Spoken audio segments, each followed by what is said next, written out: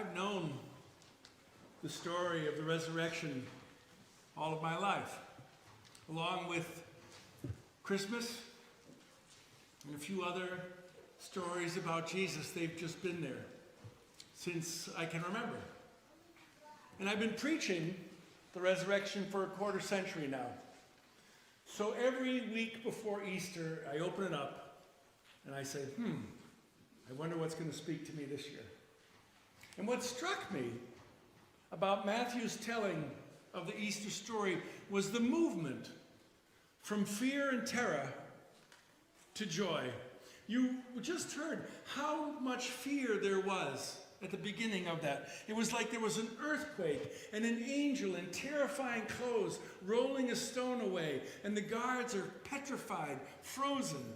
The women are terrified and they run away with fear and joy.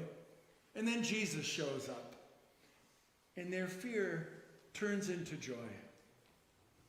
And this year, that struck me as an invitation for all of us. We live in a world that's so wonderful, so beautiful, so bountiful, so invitational, so extravagant. A world of endless creativity unfolding every moment in endless combinations and permutations beyond the ability of science or mathematics to measure or predict. And yet, here we are in the midst of all this wonder.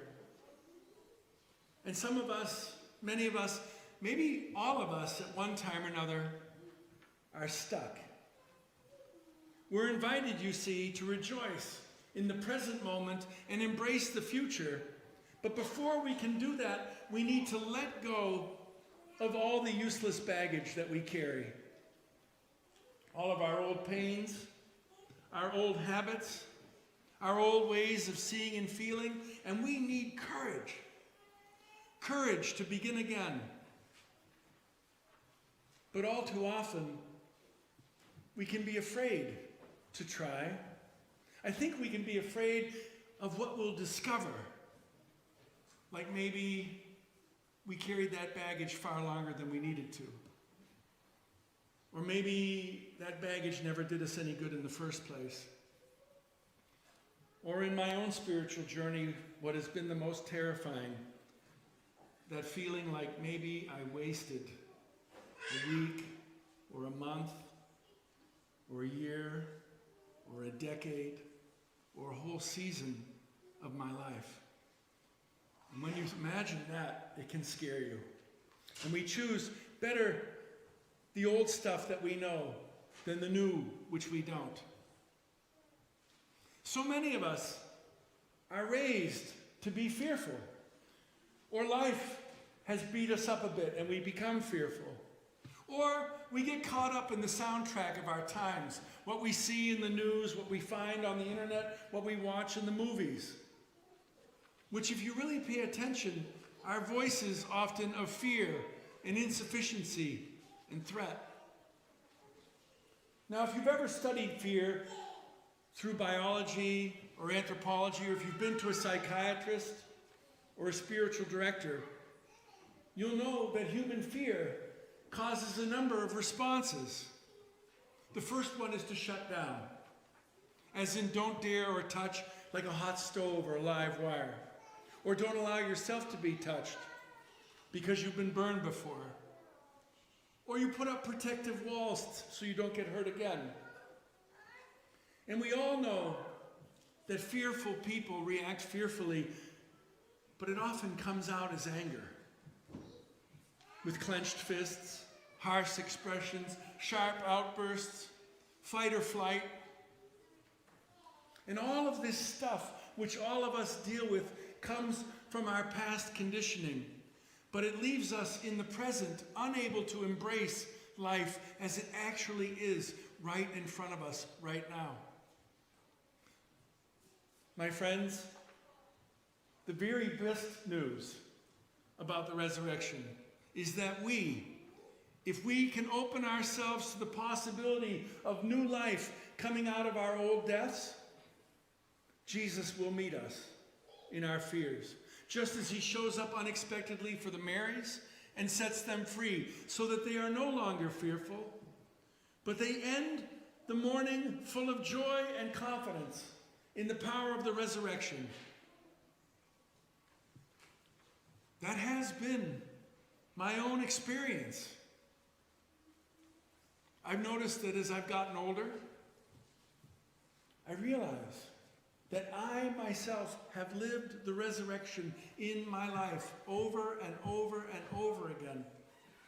And as a pastor, I have seen you and other people live the power of the resurrection in your lives. And as that happens for me, I find the baggage just falling away. And somehow I'm getting lighter with age, at least up here. But I fear myself not fearing fear anymore. Which brings me to the second part of the good news of Christ's resurrection. It's not just for us, but for the world. Now, I'm not telling you that we need to go out these doors right now and proselytize, trying to turn everyone else into good New England Congregationalists like us, or even get them to join the Dover Church, or even get them to become members of the United Church of Christ, or Protestants, or even Christians. But we are meant to go out into the world and be witnesses of the resurrection. And to do that by showing the lightness of living fearlessly and joyfully, so that all the people that we meet that are full of fear might see in us another way and find their freedom. This is a vital, vital ministry to the world for resurrection folks like you and me. If you look around yourself, there are so many angry people. And I really think that it's because they're full of fear. But the difference is that technology today has put all of us right on top of one another. So we feel like we're inundated with these voices of fear. If you listen to the most popular political leaders in our world, they're all talking about fear and anger. If you turn on the most popular television channels on your TV, fear and anger. If you go to the internet and see what are the most popular influencers, fear and anger. The world needs people living the resurrection. You see, the opposite of love is not hate. The opposite of love is fear. And Easter is about choosing love over fear. Now, the genius of Jesus is the truth he taught about love.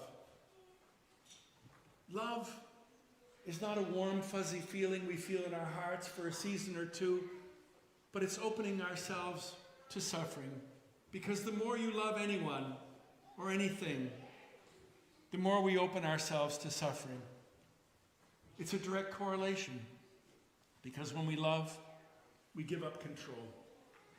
So, my friends, in loving and suffering and loving again, we join in the Good Friday crucifixion, Easter resurrection rhythm of life, dying and being raised with Christ, and knowing the joy and power of the resurrection. That's why we're here this morning, to plug into that joy and power, and then to go out into the world and share it. May it be so. Amen.